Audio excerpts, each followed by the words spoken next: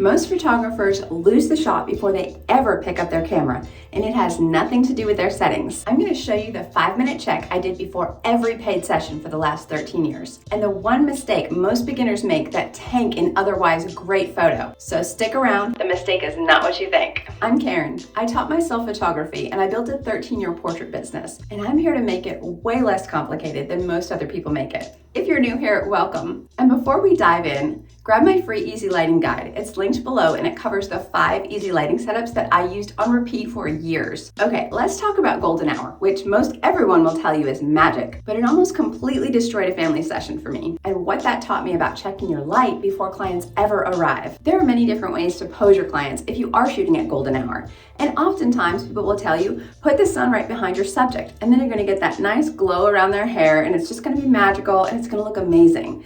But if you don't have your clients posed in exactly the right position, sometimes they can be a group of people side by side and all of them look fine except there's that one person on the end and their face is completely lit up like it's been in some sort of nuclear attack. And I had this family at one point that was the exact setup of the photo, and the dad was on the end and he was turned just enough to where his face looked like it was absolutely missing. And that's not something you can fix in Photoshop afterwards, not very easily anyway. So sometimes when your subjects are in a certain position and you have bad lighting coming from at least one angle, even though you've been told that this is the way to set up a golden hour shot, you can ruin a perfectly great photo because you just aren't thinking about the direction the light is coming from and how you need to position everybody so that that doesn't happen. You definitely don't want to deliver a gallery where somebody's head is halfway missing. That's not something people want to frame on their wall later. And it's not just about having the correct settings on your camera, there's also the element of white balance. Sometimes during golden hour, you can get different colors on your subject's faces versus other times of day where the light is more even and it's coming from a different direction. So I often see at golden hour how people get warmer tones on their face.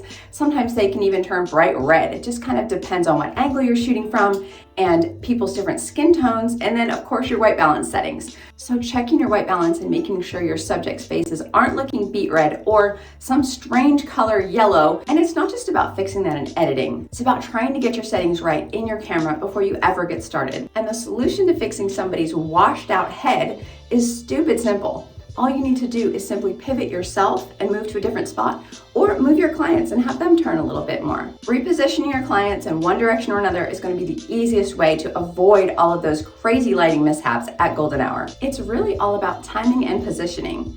And here's the 5-minute lighting check that I do before every session. I usually arrive for a golden hour session about 90 minutes before sunset. I get there a little bit before my clients arrive and I scout the area.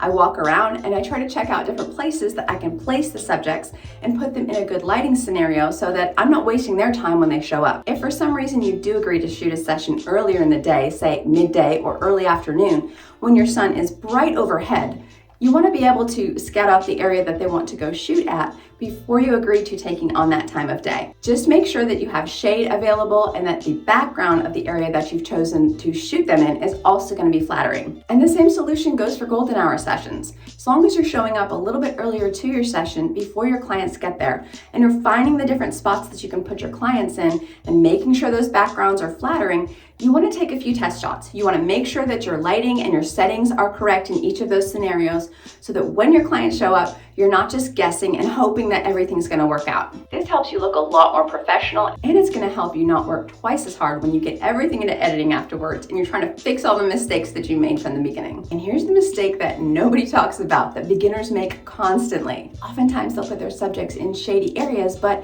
there's crazy shadows coming either over a tree with different branches or shadows from buildings coming from different directions, and trying to fix that stuff in Photoshop afterwards is a mess. Have you ever tried to reconstruct somebody's nose in Photoshop using AI tools? It's not pretty, and trust me, clients know what their noses look like. So the simple solution to this is just put your clients in areas where you're not seeing patchy shadows coming down on their faces or over their head or somewhere on their body. And just look at your clients first, like literally look at their faces, and whatever you see with your eyes, what you're gonna have in your camera.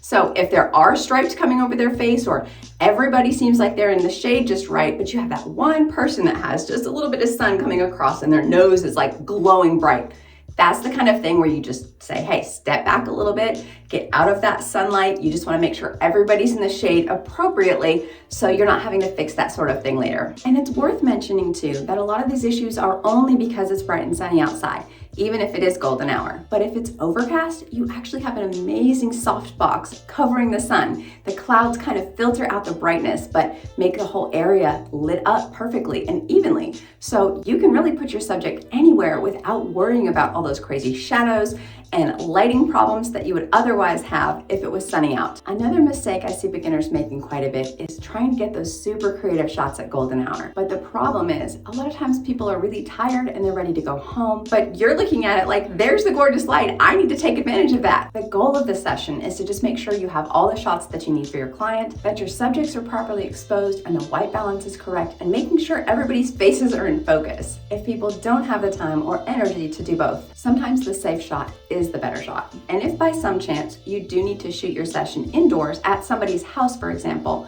you want to just take a quick 5 minutes to find a spot where there's good lighting as well. You don't necessarily have to use an on-camera flash, but if you look around the room and you find an area that has brightly lit windows or something where there are table lamps that can light the subject well, lighting coming from the side is often going to be a lot more flattering than an overhead light from a ceiling fan or something super bright overhead that's going to cast crazy shadows onto your subject's faces. The secret here is to just pick one lighting source. And what I mean is, don't choose to use a flash or indoor lighting sources and using window light that's natural. Your camera gets a little bit confused and it starts making really funny colors with people's faces, and we don't want to have to fix those later. So choose your lighting source carefully before you commit and take a few test shots to make sure everything's going to look all right. So that's the check. Show up 5 minutes before they arrive every single time. The easy lighting guide is linked below. Grab it, it's free, and I'll see you in the next one.